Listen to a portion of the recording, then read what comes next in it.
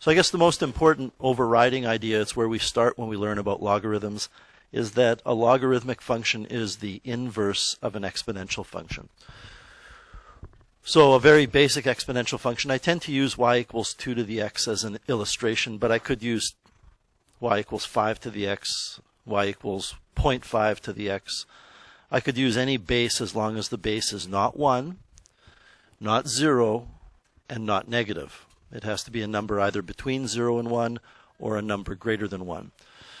But using y equals 2 to the x, if I ask you what is the equation of the inverse of that function, going by what we learned in chapter 1, an inverse is found by replacing x with y, by swapping x and y out with each other. So y equals 2 to the x becomes x equals 2 to the y.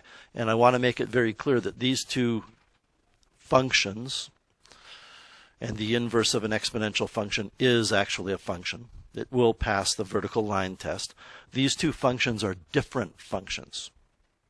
Okay. But when you have a function, we like or prefer to write that function as y in terms of x. So that x equals 2 to the y on the right-hand side of the screen needs to be rearranged. Well, how do you rearrange it? What we do is we just invent a notation that means we've rearranged it for y.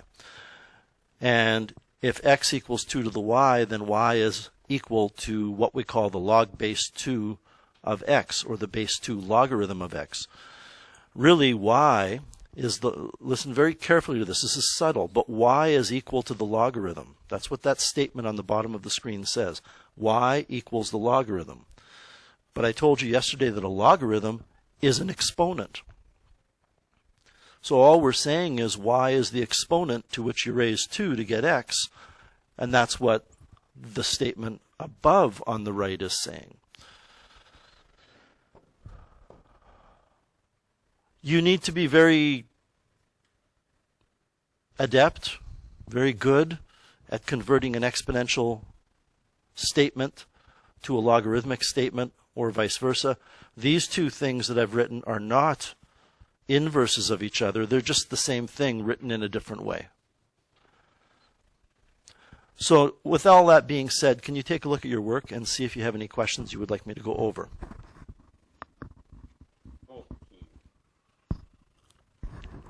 I'm sorry, can you repeat that? 4C? 14. Sorry. I would expect that most people would wonder about number 14. Let's just take 14a as an example. What does 14a say? Like, we can see what the symbols are on paper, but what it says, if I were to read that to you using words, is we want to know the base 2 logarithm of the base 3 logarithm of the base 4 logarithm of 64. It's an embedded logarithm. It would be no different than me saying, well, I mean, obviously it's different than what I'm about to write because I'm not using logarithms as my analogy, but it would be like saying the square root of the cube root of the fourth root of 100. And what that means is you start on the inner operation and you would find the fourth root of 100, whatever that number is, and then you would take the cube root of that number, and then you would take the square root of that number. So we're going to start on the inside. Let me rewrite this a little larger. Log base 2 of log base 3 of log base 4 of 64. So we can start off by asking ourselves, what is the base 4 logarithm of 64? And you know, at this point, even though it's been about 24 hours since you were introduced to logarithms, at this point we can't really afford to start writing an equation in terms of x and trying to solve that equation for x to determine what log base 64 of 4 is. We need to look at log base 64 of 4. My mistake. We need to look at log base 4 of 64 and ask ourselves this question. To what do you raise 4 to get 64? And the answer is 3. We can play around on the calculator a bit here. I'm not saying you can't do that. But with a little bit of thought, you can see that 4 times 4 times 4 is 64. So that means that this thing is equal to 3. And what the question becomes at this point is, we want to know the log base 2, or the base 2 logarithm of the base 3 logarithm of 3. So then we can say, well, what is the base 3 logarithm of 3? What does log base 3 of 3 mean? It means, to what exponent do I raise the base of 3 to get that argument of 3? And we talked about this yesterday. You should, with a little bit of thought, understand that log base b of b is always equal to 1. Because you raise b to the 1 to get b. So now what we have is log base 2 of 1. That set of brackets is not really necessary. Log base 2 of 1 is saying, to what do you raise 2 to get 1? And the answer is 0. If we were to take a quick peek at b, this inner logarithm is actually a base 10 logarithm.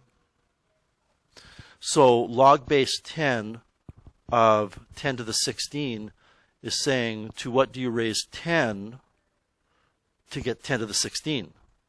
Well, the only way you can get 10 to the 16 is to take 10 and raise it to the 16.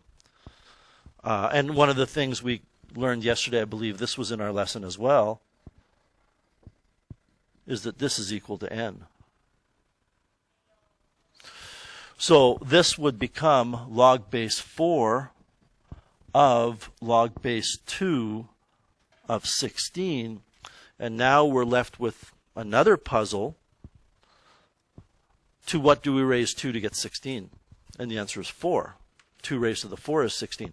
So that statement that I just said, to what do I raise 2 to get 16, that should be almost second nature to you at this point in time.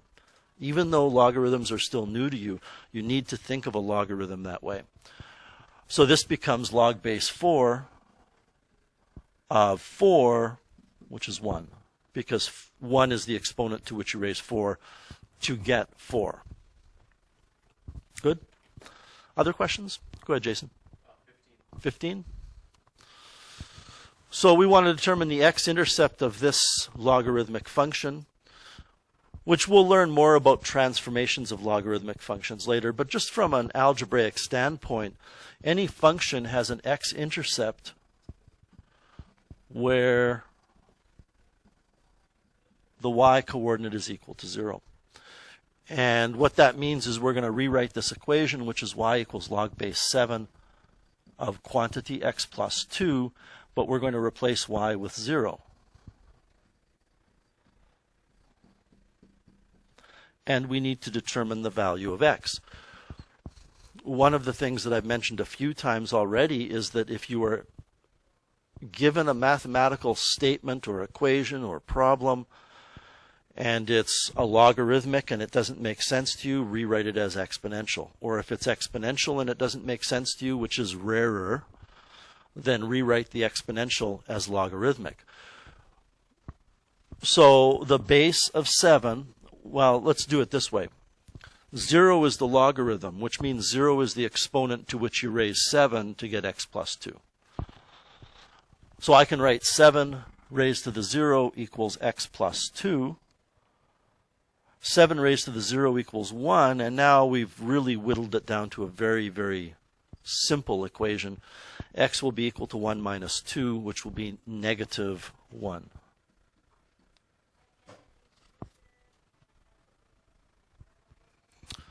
Is that okay, Jason?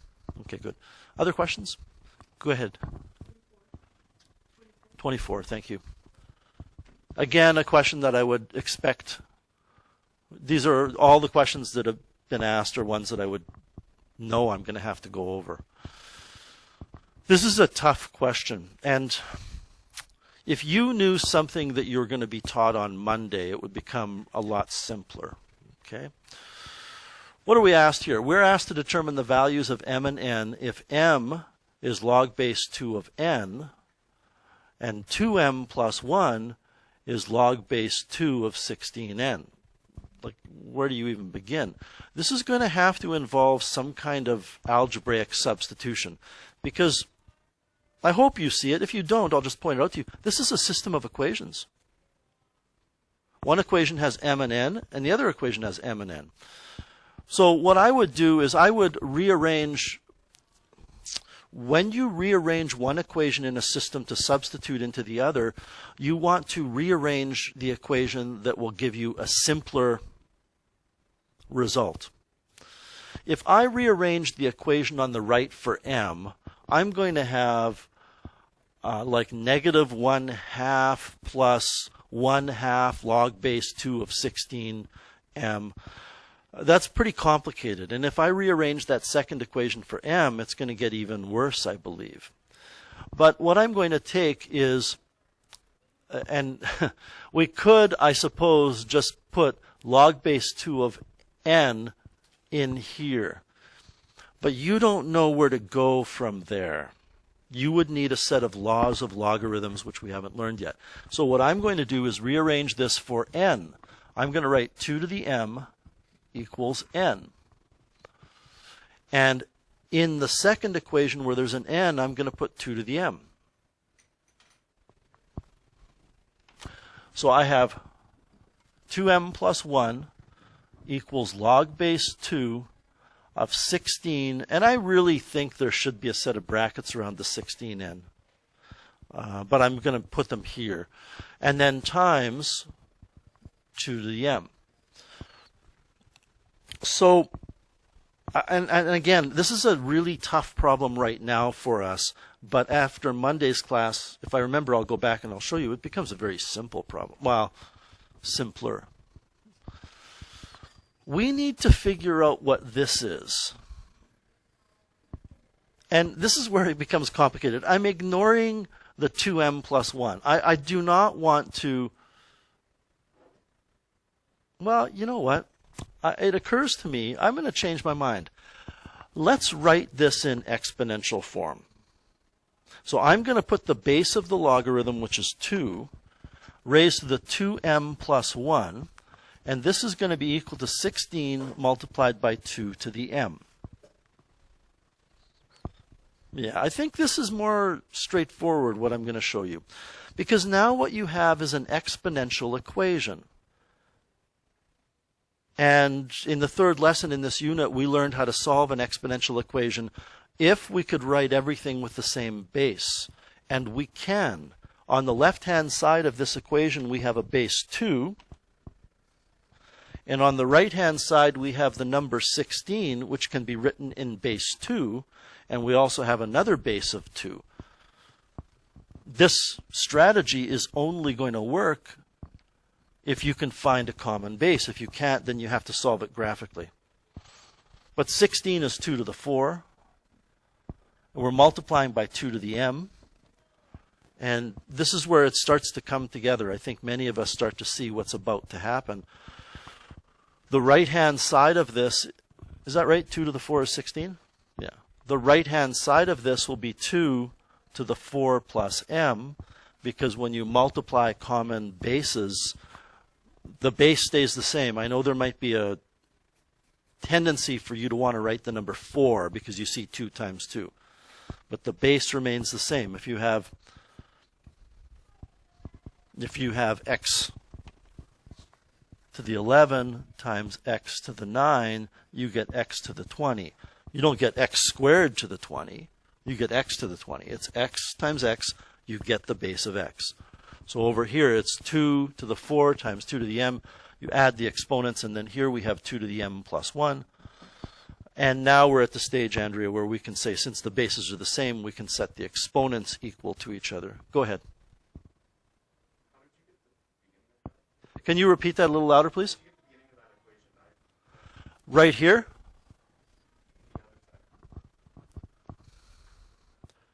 Because that was in the problem.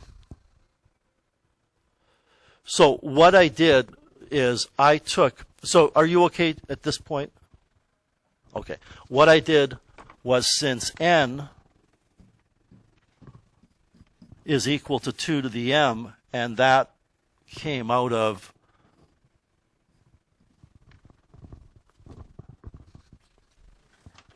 that came out of that equation. I rearranged it for n. Since n is 2 to the m, what I've done here, Jason, is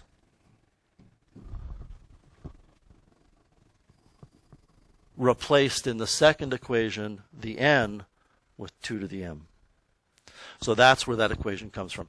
And then to go to the next line, I am taking the base raised to what the logarithm is equal to, and that has to be equal to the argument of the logarithm.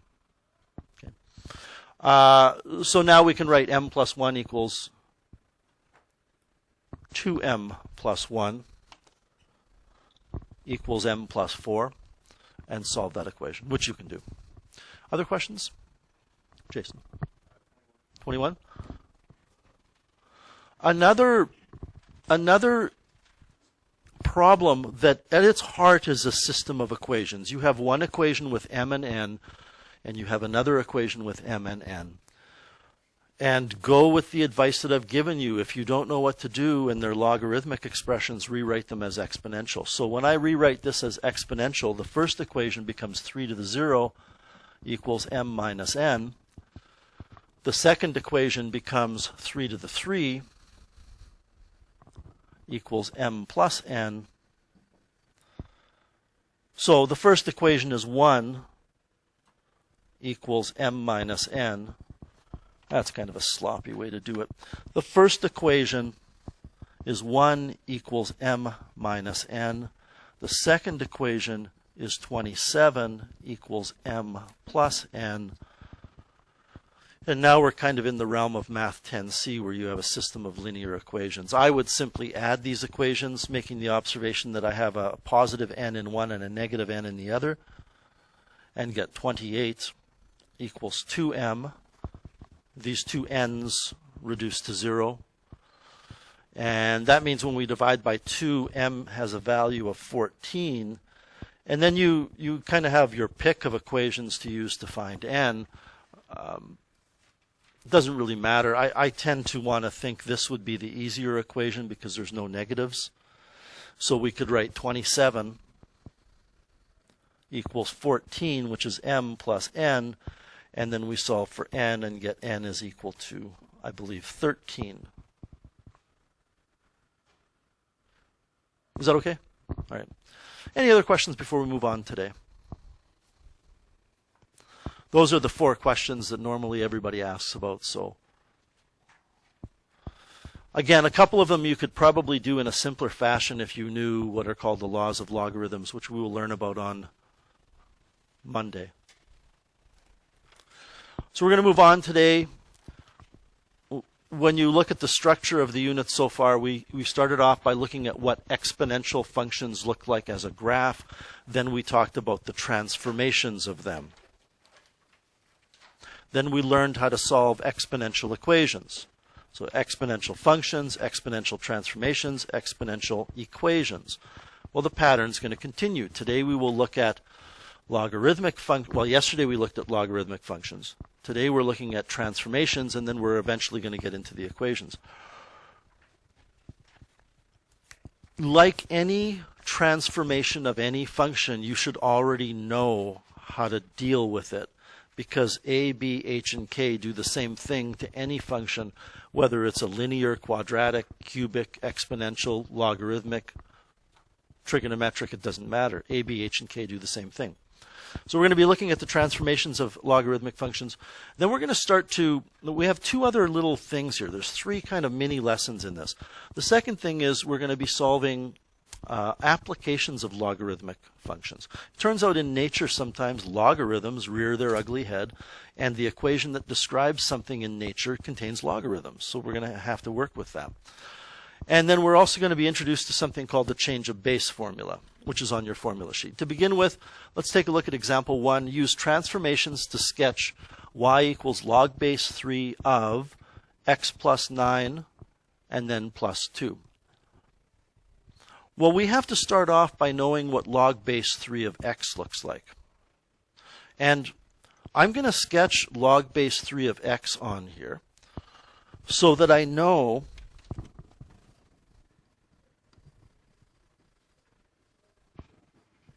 what this graph will look like, because this graph has an h value of -9 and a k value of 2.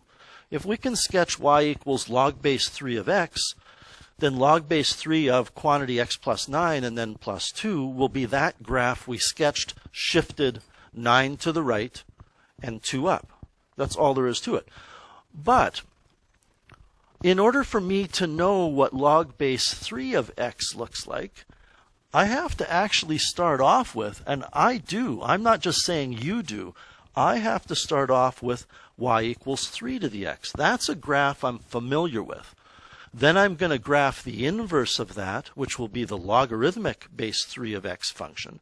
Then I can worry about transforming it. Now, if you happen to know what log base 3 of x equals y looks like, and I actually do, I'm fibbing a bit. It has an x-intercept of 1,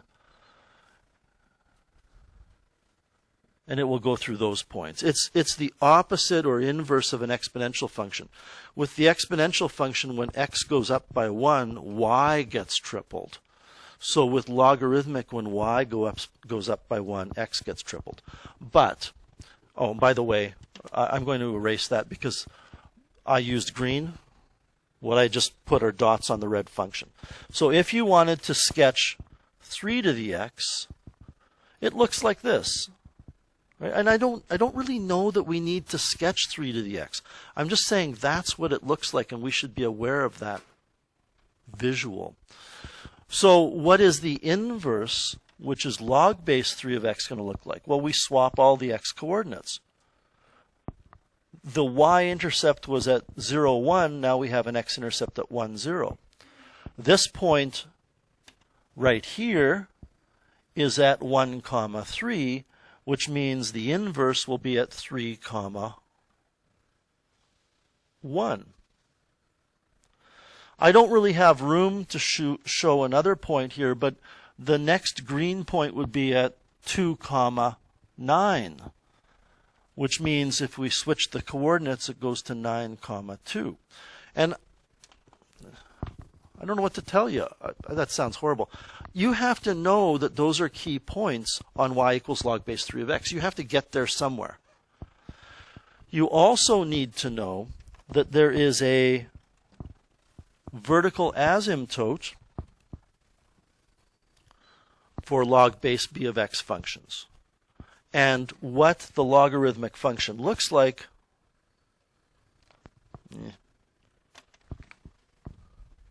again, you know me, I'm not too concerned about how accurate you draw these. It looks like this. So all we have to do is shift everything to the left 9 and up 2. One of the lessons to be learned here is that the new asymptote will always be at x equals h. I mean, just think about that. The asymptote on log base b of x, in this case log base 3 of x, is at x equals 0. So if we shift things h units horizontally, whatever h is going to be where that asymptote is. We can just visually see, and what I'm about to draw will be drawn in brown. We can visually see, we don't have to take each point and translate it 9 and then up 2. We can see that this point is 1 to the right of the asymptote, and then we're going to shift it up 2. I mean, we could do this too. You could go 1, 2, 3, 4. I'll do it this way so anybody watching the video can see what I'm referring to. We can take this and go 1, 2, 3, 4, 5, 6, 7, 8, 9, and go up 1, 2. We can take this point and go 9 to the left and up 2. So what this graph is going to look like is something like that. And again, it doesn't have to be perfect.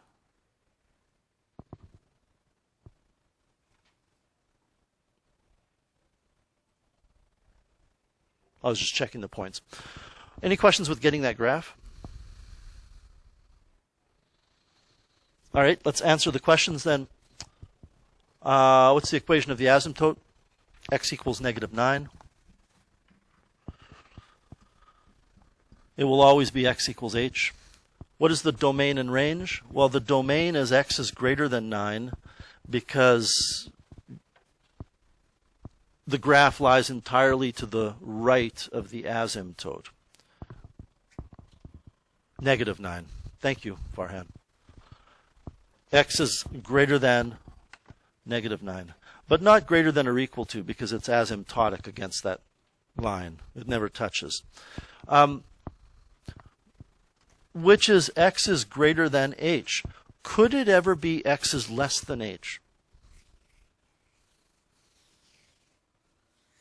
Could we have a not this one, but could we have a logarithmic function where the domain is x is less than h? How would that work? What would have to happen here? Right. What kind of reflection?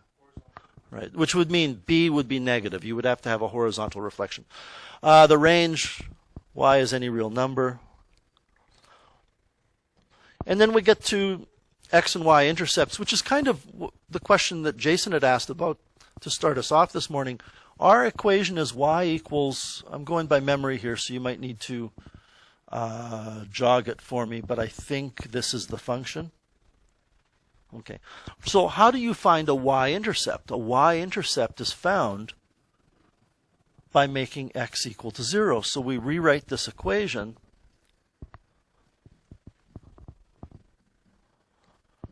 and we solve for y. So this becomes y equals log base 3 of 9, then plus 2. I really like to move that 2 far away from the logarithm. I know there aren't brackets around the 9 and the 2, so it's obvious, but I really want to divorce this 2 from the 9. Log base 3 of 9 is equal to 2, because it's the exponent to which you raise 3 to get 9.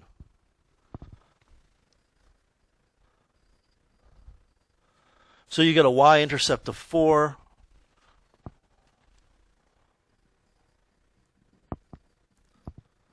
Which, and this doesn't always work out nicely.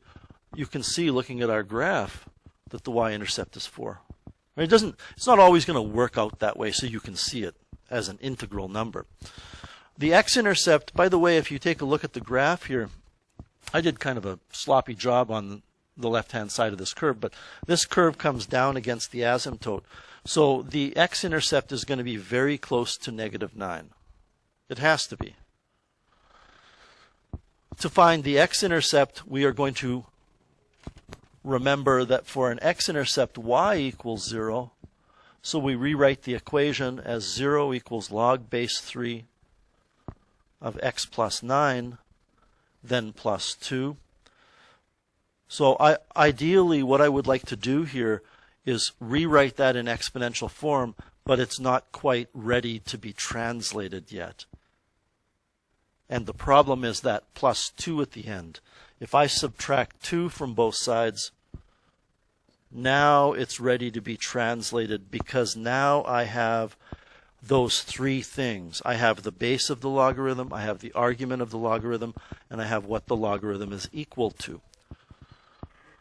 So this becomes 3 raised to the logarithm, which is the exponent. Remember, -2 is equal to the logarithm. So when I say -2 is the logarithm, it's the exponent. And this is equal to x plus 9.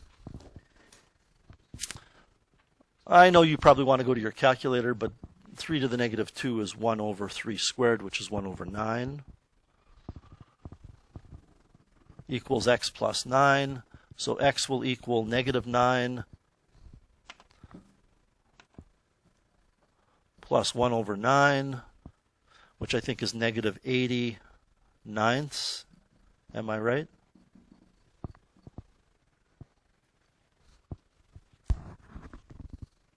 Okay.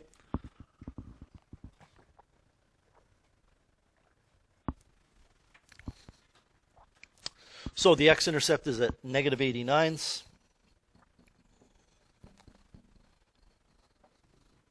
Comma 0. Again, I think it's more sophisticated or better at this level to write an intercept as an ordered pair. All right, the next one, log base 2, negative log base 2 of 2x plus 6. This graph is a transformation of y equals log base 2 of x. So I'm going to go ahead and just plot the points of y equals log base 2 of x. Y equals log base b of x will always have an x-intercept of 1. And it's the opposite pattern as y equals 2 to the x, because it's an inverse. 2 to the x, you go over 1 for x and you double y. So here we're going to go up 1 for y and double x. Up another 1 for y and double x. Up another 1 for y and double x. So this that I am sketching here is y equals log base 3 of x. Sorry, y equals log base 2 of x. Take a minute, please. Do me a favor and write down the value of a, the value of b. b, of course, not being the base, but the number or the parameter in our transformations template. And h. And also, even though you don't need to regard it, k.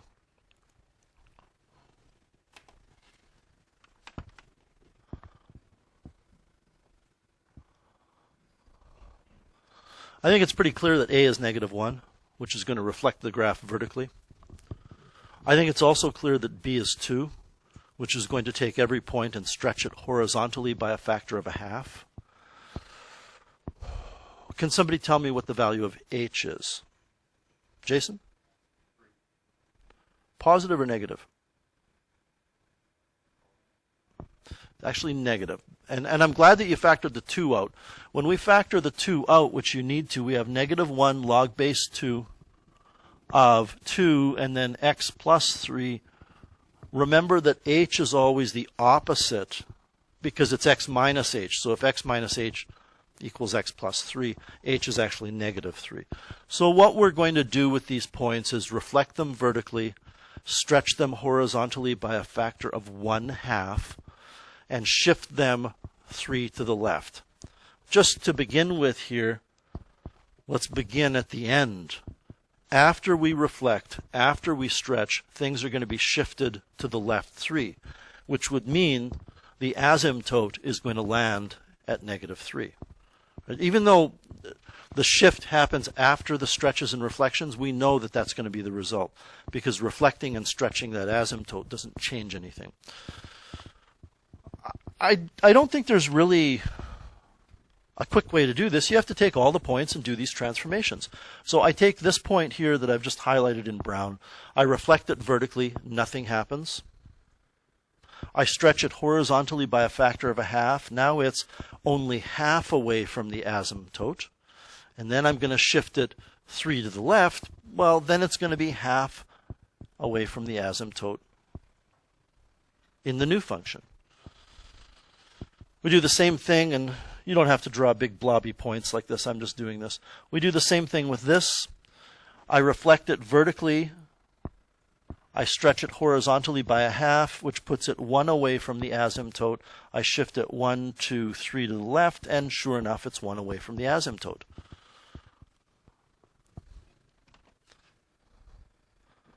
Incidentally, the vertical reflection and the horizontal stretch do not have to be done in any particular order.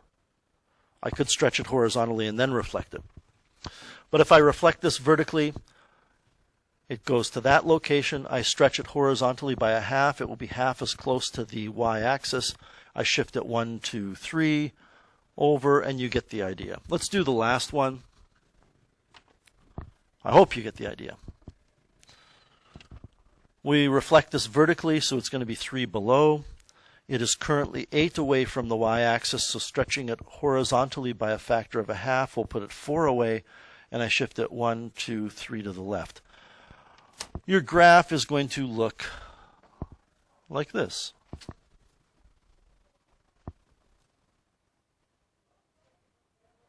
Any questions with getting a picture of the graph?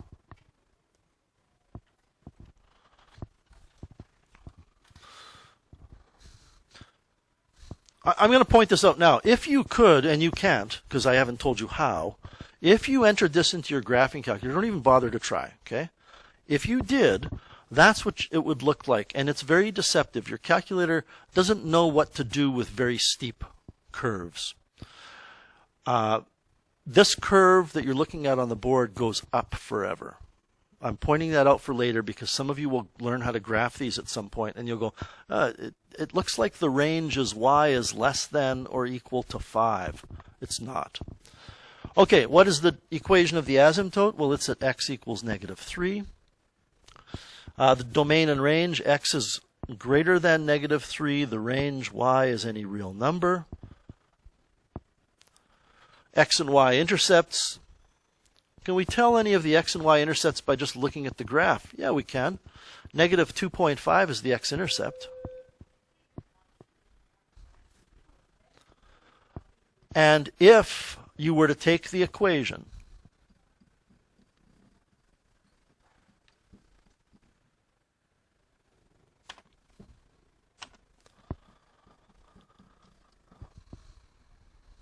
that was the equation, and let 0 be the value of y,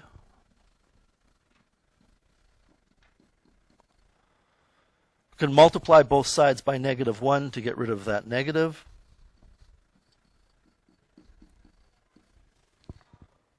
Rewrite this in exponential form, which is 2 to the 0 equals 2x plus 6. 2 to the 0 is 1. Well, you can solve that. Subtract 6 from both sides, you'll get 2x equals -5. Divide both sides by 2, you're going to get x equals -2.5, which is what we could see on the graph. Only because there was no vertical shift. If there was a vertical shift, I don't think you'd be comfortable in reading the x-intercept. So the x-intercept is -5/2, 0.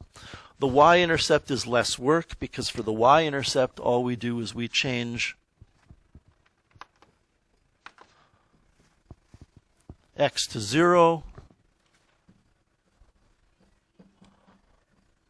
and we end up with y equals -log⁻² of 6, which you don't know how to find the value of. Because log⁻² of 6 is the exponent to which you raise 2 to get 6. Don't worry about what I'm doing. I'm going to teach this to you in a second, but if you want to know what it is, it turns out it's going to be this number. It's about -2.58.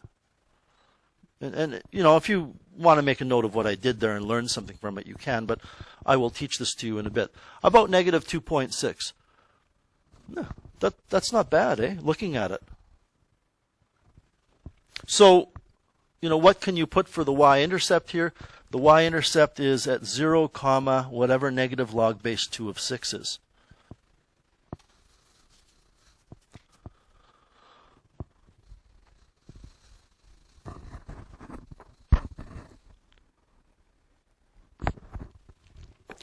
Any questions with the second example, dealing with transformations?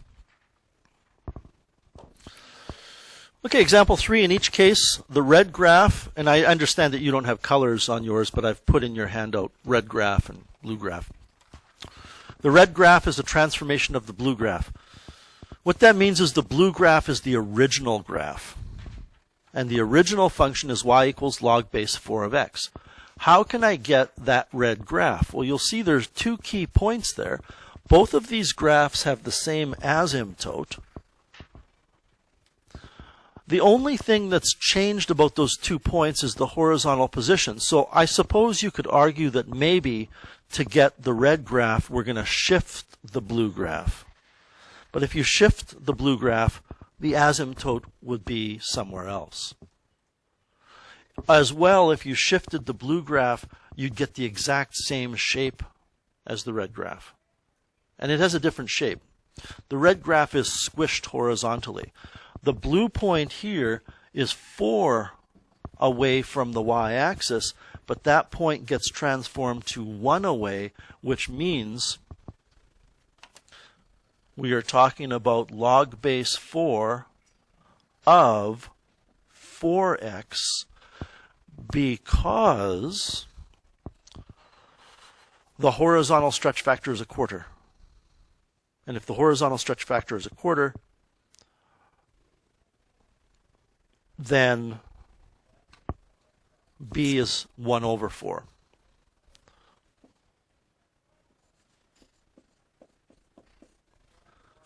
That's it. Second one. I really hope it's clear, even without knowing which is the original graph here, that a is negative. There's been a vertical reflection. Since the original graph has a key point which is 1 away from the x-axis, and the transformed graph has a key point that is 4 times further away from the x-axis but below the x-axis, we can conclude that there's been a vertical reflection and there's also been a vertical stretch by a factor of 3. Thank you, Liam. 3 away. We can conclude that there's a vertical reflection, which means a is negative, and there's been a vertical stretch by a factor of 3, which simply tells you the new function is y equals negative 3 log base 4 of x. We okay with that?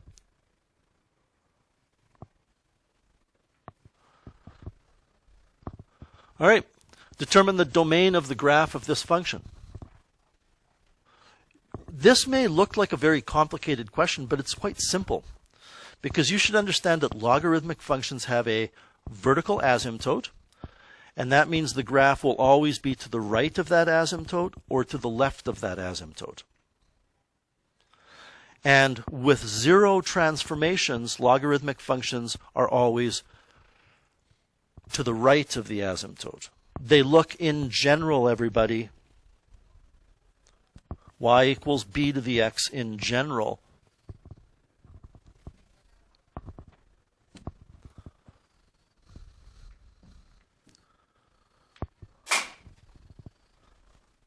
Y equals b to the x in general looks like that. The only way you can get a domain that's to the left of the asymptote is if b, the parameter b, which in this case is 3, is negative. So since the parameter is positive 3, there's a horizontal stretch at some point, but it doesn't affect the fact that the graph lies entirely to the right of the asymptote. The only thing that remains then is, I don't care about this 2 in front. That's not going to affect where the graph is horizontally. I don't care about any k value. There is no k value. All I care about is the h value, and h here would have a value of negative 4. So when you rewrite this,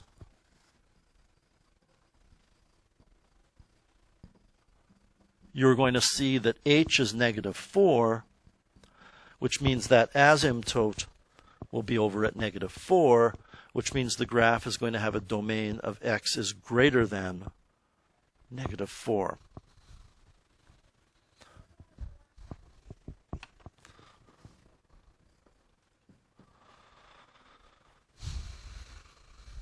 There is a slight issue here. It doesn't affect our answer, but I just saw that the base is between 0 and 1.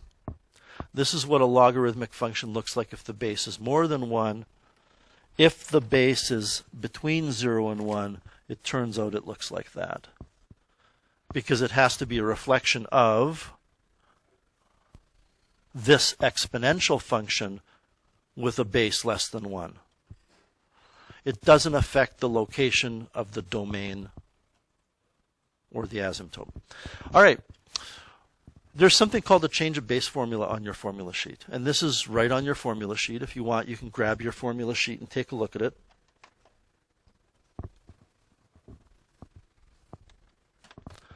I'll grab mine as well, just so you can see where it is in case you're having difficulty finding it.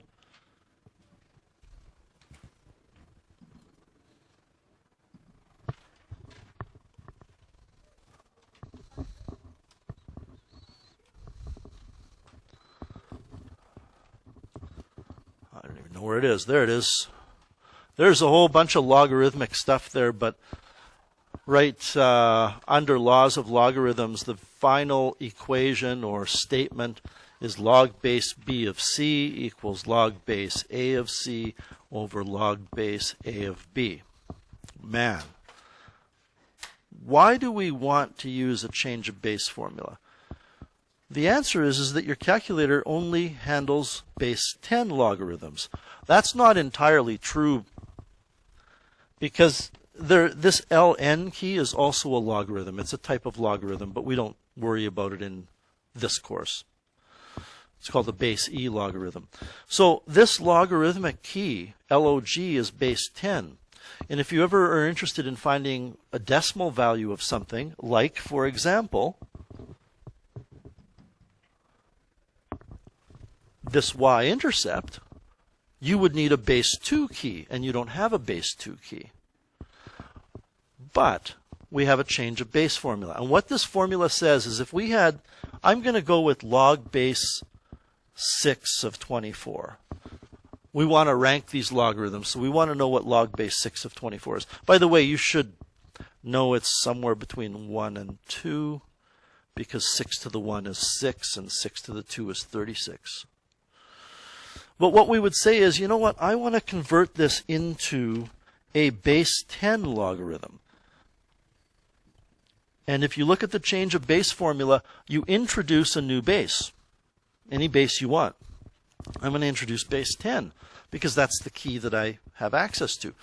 The logarithm on the top has an argument that's equal to the argument of the original logarithm. In other words, this 24 goes on the top. And the argument on the bottom is the base of the old logarithm. So I kind of just go, it's going to be log of the big number over log of the small number. And I don't mean big like 24 is bigger than 6. I mean it was written bigger than 6. Okay? It's log of the argument over log of the base.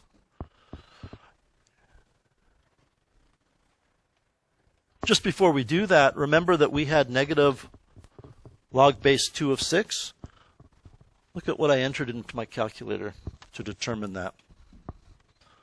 I entered negative log base 10 of 6 over log base 10 of 2. I used the change of base formula. So what we need to do here is use the change of base formula to calculate all of these. You will get very used to this formula. Log of 24 divided by log of 6, 1.77, log of 66 divided by log of 3. Probably no surprise that that's a bigger number because 3 would be need to be raised to a larger number to get 66 than 6 would to get 24. Let me write down a couple of these. 1.8 approximately, 8, log base 10 of 3. I don't need a change of base formula there because log base 10 is the log key. I could do it though. Log base 10 of 3 divided by log base 10 of 10 gives me the same thing as log of 3. 0.5 we'll say. And then log base 20 of 5 would be log of 5 divided by log of 20. Ooh. Which is 0.54. The other one was 0.47. Are you getting the same numbers? I just want to make sure you're fine. So this would be given to you as a numerical response question where you had these things labeled 1, 2, 3, and 4 and asked to put them in maybe least to greatest order, which would be 3, then 4, then 1, then 2. Are we okay with that? All right. A couple of quick examples. I don't know what happened when I was editing this document this semester, but the problem at the bottom of the page you're looking at right now, it's missing a formula. When you read what it says, It says the shade number S of a welding glass is given by the formula, comma, where T, and it doesn't tell you the formula. So you need to write that formula down.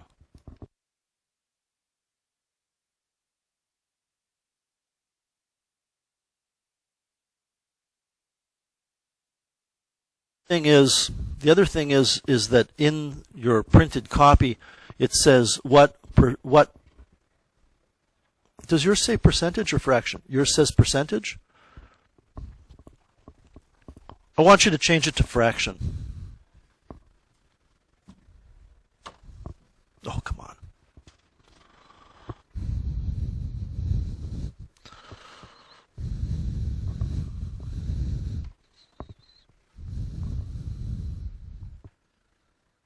I want you to change it to fraction.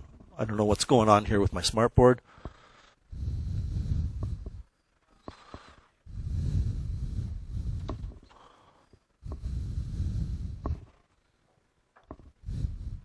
Any idea?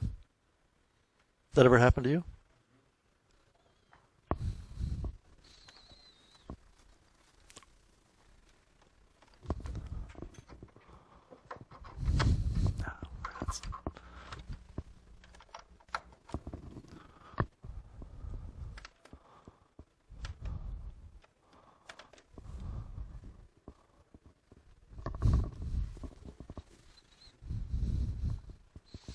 All right, I want you to change it to fraction.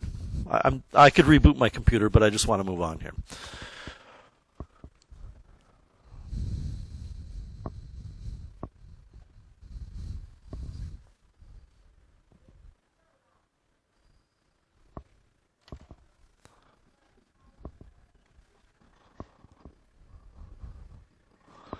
All right, so most people that weld now, the technology has changed. You don't actually use a welder's glass, but how many of you know what a welder's glass is? Like a number 14 welder's glass is pretty typical. If you ever wanted to observe a solar eclipse, you need to look at it through the welder's glass because there's so much light coming off of the sun that it's going to damage your eyes. So the welder's glass blocks out a lot of the light. This is the formula that relates the shade number to the fraction of light that goes through the glass. The T stands for transmitted. So for example, if you had a T value of 0.333, what's happening is only about a third of the light is getting through. 33.3% of the light is getting through. So even though 0.333 is not a fraction, we think of it as a fraction. And the question is, if you had to use a number 14 welder's glass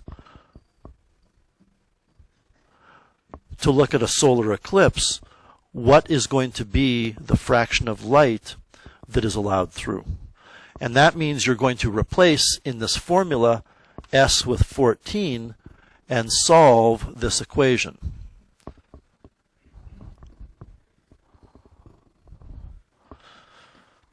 So what I would say to you is that what we're trying to do here is get at T. But before we get at T, you need to isolate log of T.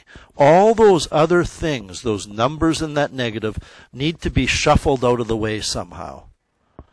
And since the last thing that's happening to T on the right-hand side is you end up adding 1 at the end of everything else, that's the first thing you undo in rearranging this equation. So we're going to subtract 1 from both sides and get 13 equals 7 times negative log of T over 3. The next things that are happening before that 1 was added was you multiply something by 7 and divide it by 3. Multiplication and division are both ranked in the same location in terms of bed mass. It doesn't matter what you do to undo them. So I'm going to multiply both sides by 3 to get 39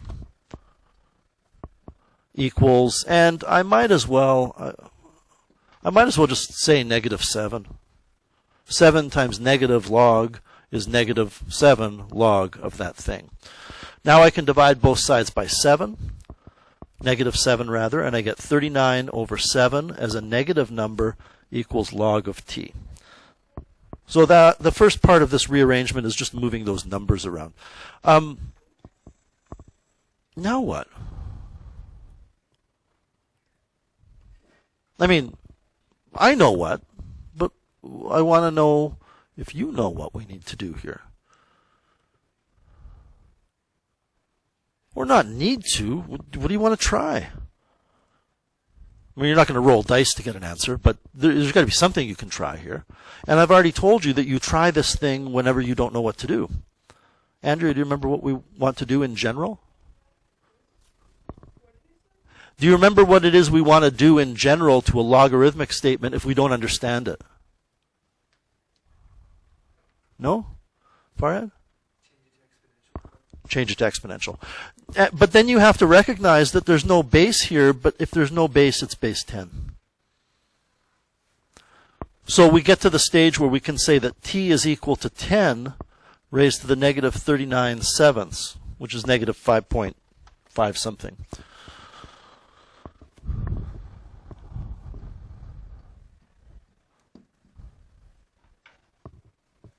You do need brackets around that negative 39 sevenths.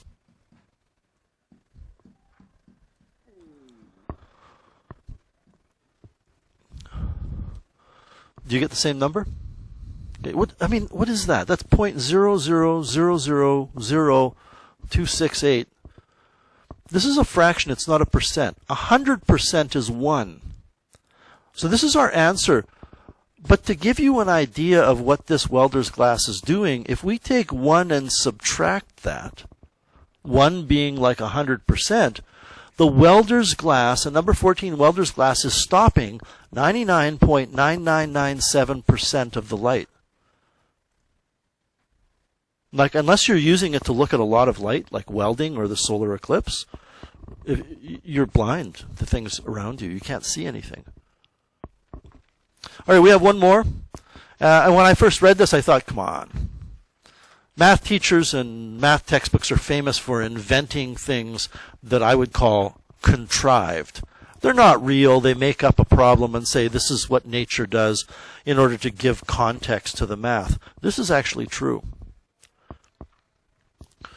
There's a logarithmic relationship between butterflies and flowers, which is a very bizarre statement. Two living things. In one study, scientists found that the number of flower species F that a butterfly will feed on and the number of butterflies observed in that area is related to a logarithmic equation. And here's the data. Look, it's almost perfect. This is the data from a study where somebody went to various different flower gardens and looked at the number of different flower species and looked at the number of butterflies they could count in a certain period of time and plotted it, and it's logarithmic. So the question becomes, if there were 25 flower species, how many butterflies would you observe? Which would mean 25 is F, and we're trying to find the number of butterflies.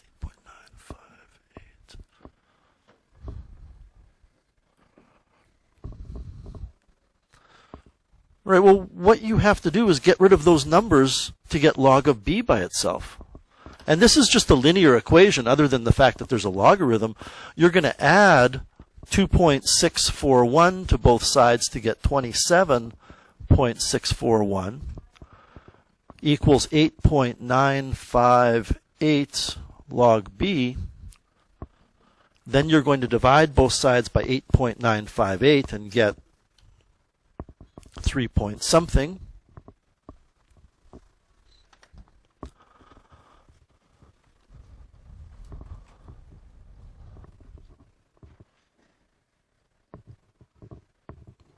.085.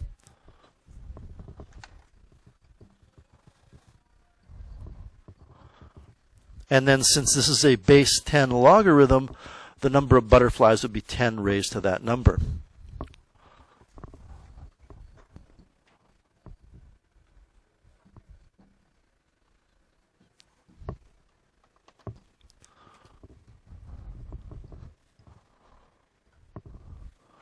So 1217.9. I mean, you can't really have 0.9 of a butterfly. Well, I guess you can have 0.9 of a butterfly. Go ahead, Liam.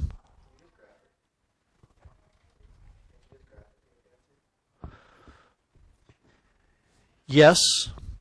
So you're saying graph y equals negative 2.641, etc., and then graph y equals 25? Certainly. But don't forget that pretty much anything that you can do graphically, you're expected to know how to do algebraically. Okay? It could be a 2-mark written response question. So you can't really have, I mean, you can have part of a butterfly, but this formula isn't perfect. You're going to say probably 1218. Or maybe on an exam it would say the number of butterflies rounded to the nearest 100 is 1200. Because I don't know if you really noticed, but the data doesn't fall perfectly on that line, right? I mean, the butterflies come and go. They're not walking around with a slide rule doing logarithmic calculations to find out how many are allowed there. I want to point something out to you just briefly here. When we had log of b equals 3.085, we had to take 10 raised to that. Or you could take the inverse log to get rid of the log. And if you look at the second function of your log key, it's 10 raised to the x. So inverse log would work as well. There's all kinds of logarithmic relationships. There's a relationship between the mass of an egg and the thickness of what's called the albumum. If you break an egg and you put it on a flat surface, you have that thin white, but then you have that thicker kind of white surrounding the egg. That's called the albumum. I think that's what it's called. And there's a logarithmic relationship between how many grams the egg is and how many millimeters thick that is at its highest point. A few problems to work on. On Monday, I will show you that you don't need to use the change of base formula if you have a TI-84 calculator.